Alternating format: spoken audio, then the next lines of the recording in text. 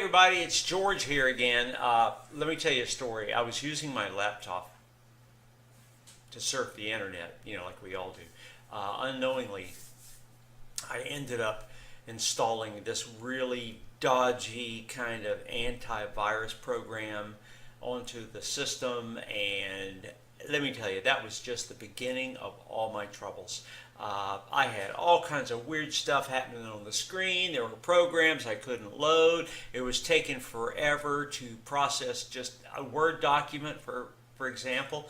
And I knew that there was some bad stuff going on in there caused by what I had downloaded. It was my own fault, really.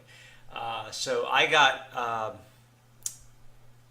wasn't being very successful at fixing this, so I went online and I found these guys. Let me give you their website. Okay, write this down.